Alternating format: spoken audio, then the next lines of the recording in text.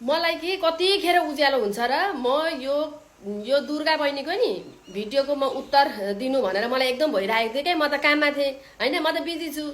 I'm a busy woman, I'm a working woman. यो दुर्गा बहिनीलाई भनेको है, यो आजको भिडियो चाहिँ नितान्त व्यक्तिगत उसको लागि मात्रै हो। किनभने उसले मेरो नाम लिएर चाहिँ यहाँको नसो फुलाइ फुलाइ मेरो के अरे मलाई चित्त बुझेन है साथी अरे। मैले तिमीलाई चित्त बुझाउनु पर्ने। हु आर यु? को हो तिमी? सासू हो, नन्द हो, आमाजु हो, छिमेकी हो? हु आर यु? तिमीलाई मैले चित्त बुझाउनको लागि पलान्टी कसी कसी मलाई एउटा कुरा चित्त बुझाउनु किन बुझाउनु पर्यो मैले तिमीलाई चित्त? किन? को हो तिमी? मैले मेरो परिवार, मेरो आमा बुवा, मेरो सासु ससुरा, मेरो घर परिवार, मेरो माइती, मेरो आफन्त र मेरो छिमेकी मैले सबलाई खुसी बनाएको छु। तिमी को हो? पर्छौ त्यसमध्ये? पर्छौ? अनि मेरो सासू तिमीलाई किन चाहियो? आफ्नो हेरेर बस। मेरो सासू तिमीलाई किन चाहियो? अनि अर्को कुरा, त्यो पर्साइन दिदी भन्नुभएको छ, रेस्पेक्ट हर। ममता मेम उहाँले चाहिँ के भन्नुभएको छ भने माइली बुहारीलाई चाहिँ अगाडि बढाउन पुस गर्नुभएको अथवा के भन्छ त्यसलाई प्रेरणा दिनुभएको अथवा सपोर्ट गर्नुभएको धेरै हातमध्ये उहाँ पनि विशेष हुनुहुन्छ है भनेर भन्नुभएको छ। तपाईहरु नै गएर कमेन्टमा उही होला सासू उही होला भन्नुहुन्छ। तपाईहरुले कसलाई चाहिँ मेरो सासू बनाउन बाँकी राख्नु भएको छ? घरि मेरै छोरी भन्नुहुन्छ, घरि मेरो नन्द भन्नुहुन्छ, घरि मेरो आमाजु भन्नुहुन्छ, घरि मेरो बुइनी भन्नुहुन्छ। मैले मेरो पेजबाट कहिले भनेको छु मेरो सासू चाहिँ उहाँ हो है भनेर? भिडियो हेर्नुस् न, रमाइलो गर्नुस्, मन लाग्छ हेर्नुस्, मन लाग्दैन ब्लक हान्नुस्। मेरो सासू मेरो डायमन्ड जस्तो सासू म देखाउँदिन। के भयो तिमीलाई दुर्गा? के भयो? अनि धेरै बिजी भएर होला। यस आइम बिजी। पहिला तिमी जस्तै थिए म पनि। कहाँ के हुन्छ कसको के हुन्छ त्यो गर्दै हिँड्छे। तर व्यक्तिगत तिमीले हो यसरी जसरी चाहिँ भन्दिन थिए है। जब सञ्जालमा आउँछ अनि मात्रै भन्थे। म देखाउँ कि नदेखाउँ उहाँको व्यक्तिगत कुरा हो। अनि मलाई चाहिँ त्यहाँसम्म पुरानो बुइनीलाई किन ओझेल बनेछ भने दिदी बुइनीको नाता हाम्रो सासू बुहारीको नाता तिमीलाई थाहा छ?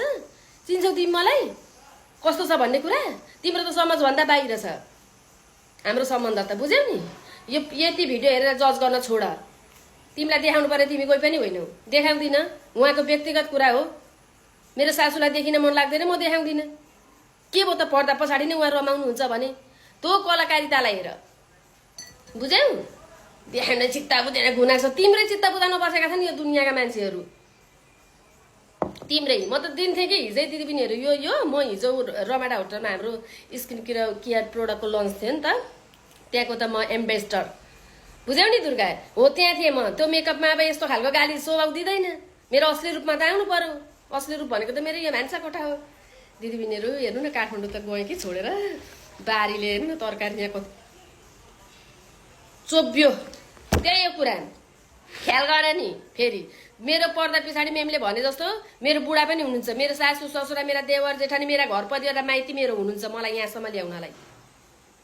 मैले मेरो जब मेरो यहाँबाट नि यो मेरो आइडी माइली बुहारी वाला आइडीबाट चाहिँ जब मेरो सासू उहाँ हो है भनेर जबसम्म हामी दुईटा मुखबाट बोल्दिनौँ नि, मेरो मुख तिम्रो कान पर्दैन नि, तबसम्म तिमीले म भनिदिन्छु आज खुलासा गर्न छ। ठुलो काम गरिसौ खुलासा गरेर ठुलो। तिम्रो कुरा कसले पत्याउँछ? इस कसले पत्याइदिने? जबसम्म मैले नेपाली जनता के लाटा छन् नेपाली जनता हाम्रा दाजुभाइ दिदीबहिनीहरू चिन्नेले चिन्नु भएकै छ, जान्नेले जान्नु भएको छ। तिमीलाई चिनाउनु पर्ने को हो तिमी? अचम्म छ। खुलासा गर्न सक्दैन उसलाई कहिले नसोध्नु है अरे। तिमीलाई के टाउको दुख्यो मेरो सासू सोद्धा? तिमीले टाउको दुखेको हो? कस्तो कन्सर्ट छौ? उत्तर चाहियो भने दिएको न। तिमीलाई उत्तर दिन जरुरी ठान्दिनँ म है। यति गरेर फेरि ड्युटी हिँड्न बितिरहेको छ।